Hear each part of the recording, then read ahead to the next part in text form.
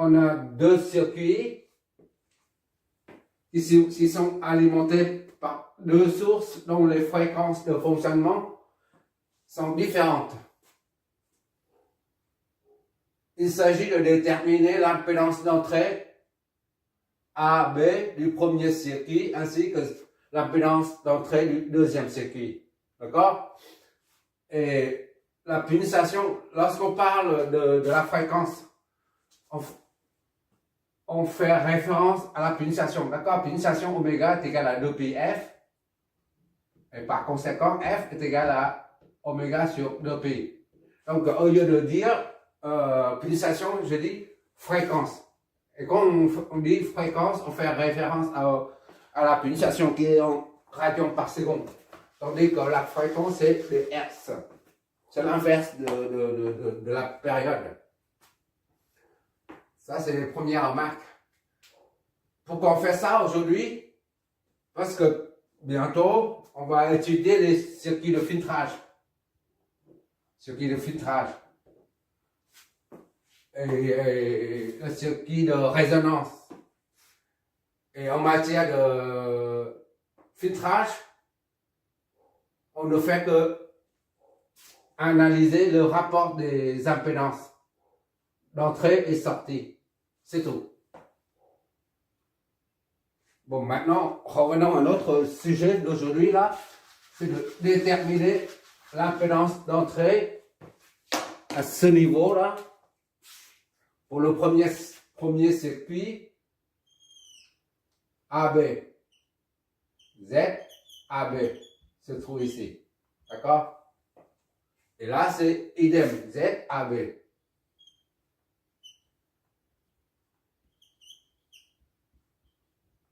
Voilà. C'est ça qu'on veut. C'est ça qu'on cherche. C'est-à-dire l'impédance d'entrée, si tu préfères. D'accord? C'est là l'entrée du circuit. On verra que l'impédance dépend de la fréquence. Pour une résistance, il n'y a pas de partie imaginaire. On a déjà dit dans l'exo précédent. Donc l'impédance ZR en nombre complexe, c'est R. C'est la partie réelle seulement. D'accord? Tandis que pour une bobine, l'inductance L, c'est l'impédance L, impédance L, disons, ça s'appelle XL. Et c'est J oméga L. Et pour un condensateur, tout ça, tu revois les premières vidéos, les trois courtes vidéos, les trois premières vidéos concernant les phaseurs, les réactances inductives et capacitives. Là, ça s'appelle, et ça, Z, c'est XC, en nombre complexe. Ça aussi en nombre complexe, mais il n'y a pas de partie imaginaire. D'accord? Pour une résistance, il n'y a que la partie réelle. Et tandis que là, J oméga C ou moins J sur oméga C, c'est idem. Multiplié par J en bas, J en haut. Là, ça dépend de la fréquence. D'accord? Parce qu'il y a la pulsation, là, oméga. Là aussi, ça dépend de la fréquence. Tandis que ça ne dépend pas de la fréquence. Et pour l'inductance, on appelle réactance inductive. Tandis que pour un condensateur, on appelle XC, là, c'est la réactance capacitive. Et l'impédance, c'est un terme général qui englobe un peu tout.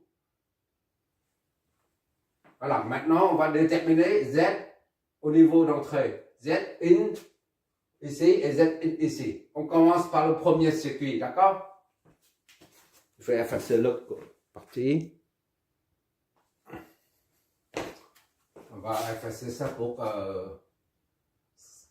avoir de la place. Idem ici. Bon, voilà. Je vais attaquer directement dessus sans redessiner le circuit, d'accord? on va numéroter déjà A, C, ici, premier c'est qui, d'accord? A, C, ici c'est D. D'accord? Et là c'est E. Ici A et B. Maintenant on va chercher pour le premier c'est qui? Bon, Z, disons Z, une ZAB est égal à combien? Z-in, c'est-à-dire l'impédance d'entrée. Combien? Voilà. Notre objectif, c'est d'obtenir ça. On calcule ça, et puis ça. On commence par Z, AC. D'accord? Un nom complexe. D'accord? AC, ça c'est un condo. Pour un condensateur, on a dit tout à l'heure, XC est égal à 1 sur J oméga C, moins J sur oméga C.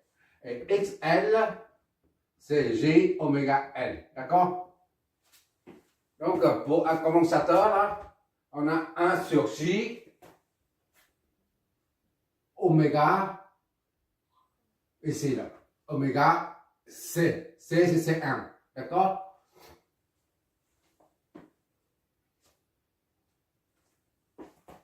Soit ZAC est égal à, bon, je fais tout en nombre complexe. Multiplier en haut, c'est l'occasion de revoir le calcul avec les nombres complexes. D'accord? Multiplier en haut par J, en bas par J, ça fait J au carré. Oméga, c'est 1. D'accord? J au carré, le nombre complexe, ça donne moins 1. Oméga, c'est 1. D'accord? Donc, c'est moins J sur oméga, c'est 1. ZAC, et donc, pour l'instant, on ne remplace pas. D'accord? On ne remplace pas oméga par 50, ni C1 par l'autre. On laisse comme ça. Moins J sur oméga, c'est 1. On peut très bien convertir ça en module et phase. D'accord? Mais comme je viens de dire, on essaie de travailler avec les nombres complexes pour réviser un peu les calculs en nombres complexes. Voilà, ça c'est primo.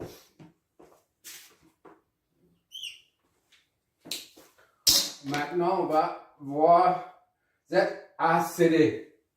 Non, CDB.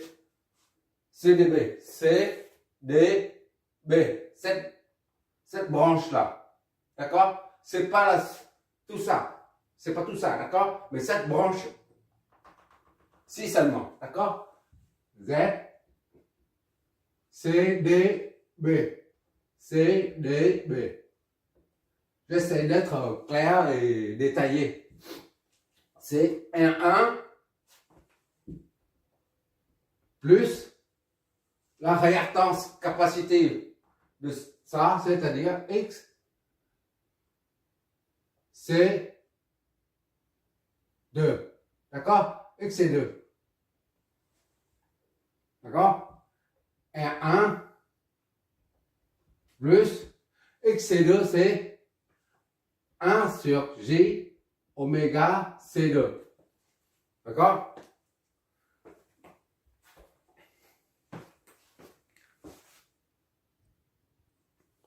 On fait comme en haut, on multiplie ça à 1 plus J sur J au carré fois oméga C2. Donc, R1 plus J au carré, ça fait moins. Moins on met en haut, ça fait moins. Moins J sur oméga C2. D'accord? Donc, Z, C, D, B est égal à, CDB est égal à R1 moins J sur oméga C2. C'est notre deuxième.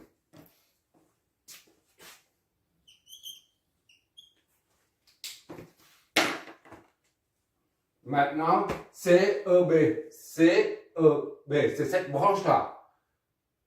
On calcule séparément chaque branche et après on les assemble, on les combine pour avoir l'impédance d'un circuit en parallèle. D'accord? CEB. Z, C, E, B est égal à R2 plus ça. D'accord? R2 plus X, L, 2. D'accord? La réactance inductive de la bobine. Donc R2 plus J oméga N. D'accord?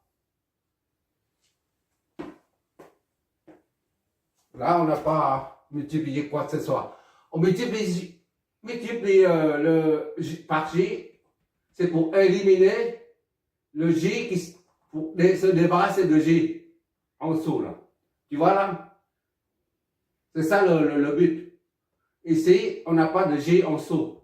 On n'a donc pas à multiplier par J. Là, il y a un J en dessous là. C'est difficile à manipuler. C'est la raison pour laquelle j'ai multiplié par J. Et J au carré, c'est faire moins 1. Ça disparaît ici. Et moins 1, on remet en haut. Voilà. Ici, on n'a pas besoin de multiplier par G. D'accord? Soit Z, C, E, B. C'est l'occasion de réviser les nombres complexes, en fait. R2 plus G oméga N. Voilà. Les calculs sont sur les nombres complexes, c'est juste remplacer J au carré est égal à moins 1. C'est tout. C'est très simple, en fait. Le nombre complexe devrait être appelé nombre simple, parce que ça simplifie beaucoup de choses. Et maintenant, on va... Cette branche-là, on met en parallèle avec ça. D'accord? On vient de calculer séparément sa branche. Maintenant, on les assemble. Donc, G, C, B. On saute dans le D, on saute dans le E, d'accord? Z, C, B est égal à Z, C, D, B, C, D, B,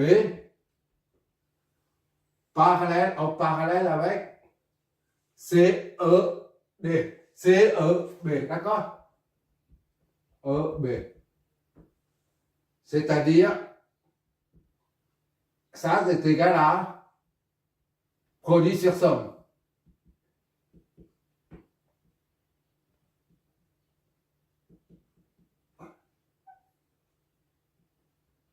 Sur somme.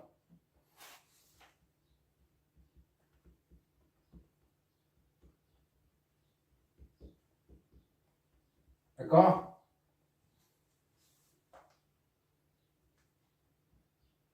Voilà. Ben, maintenant, il suffit de remplacer dedans.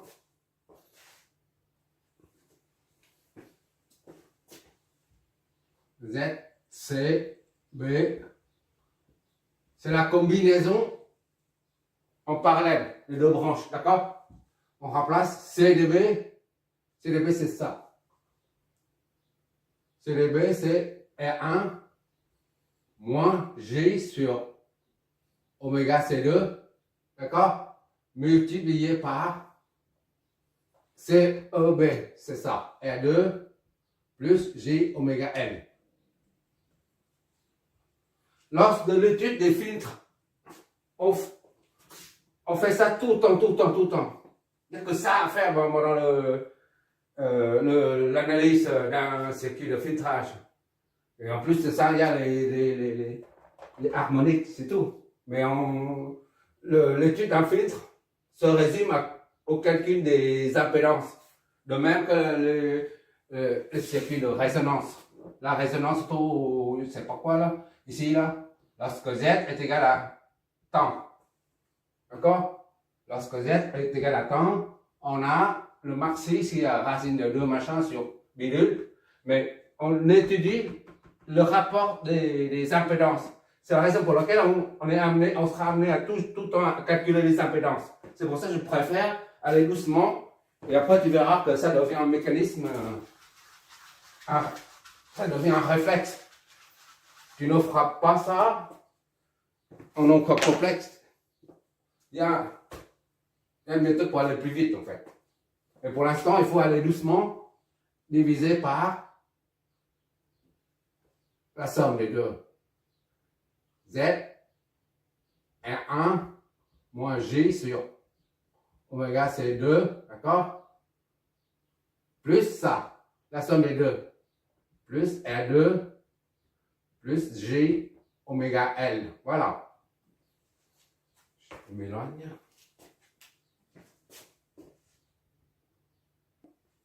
À présent, on peut calculer la ZAB.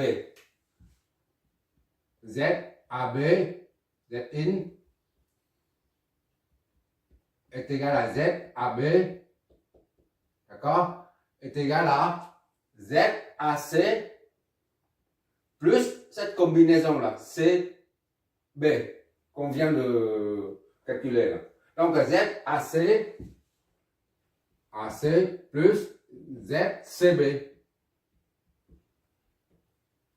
CB. D'accord? Donc Z in ZAB est égal à ZAC, c'est ça. Moins J sur oméga c'est 1. D'accord? AC plus CB. CB plus tout ça. Plus R1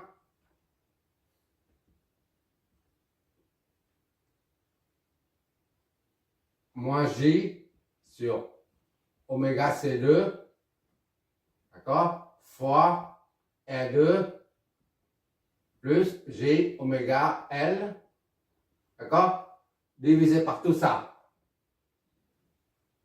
R1 moins J sur oméga C2 plus R2 plus J oméga L. Voilà. Maintenant, il suffit de remplacer R1, R2, oméga C2 et L par leur valeur pour trouver l'impédance d'entrée. On voit bien que l'impédance d'entrée dépend de la fréquence de la pulsation oméga, puisque la présence de oméga est un peu partout. Là. Ici, là, partout. Si, au lieu d'avoir 50 rayons par seconde, on met 10 par seconde, et ben ça change tout. Donc ça signifie que l'impédance dépend de la pulsation, de la fréquence. D'accord? On va remplacer ça par d'autres valeurs. Zin est égal à ZAB est égal à moins J sur oméga c'est 50 fois C1 c'est 2 millifarads. Ça donne des farads moins 3, voilà. C1 c'est ça. Plus R1 c'est 3. D'accord? Moins J sur oméga c'est 50. Fois C2 c'est 10 millifarads.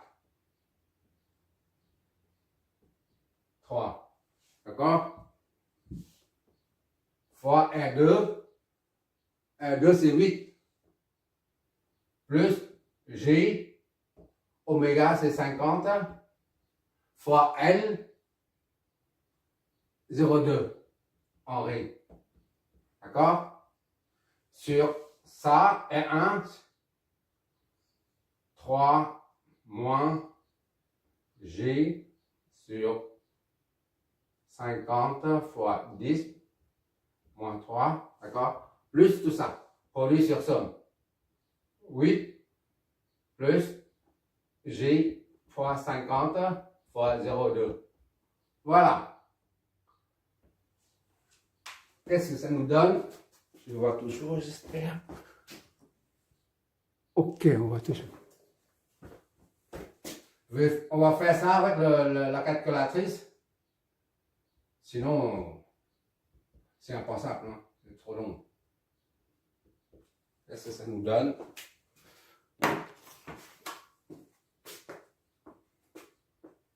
En nombre complexe.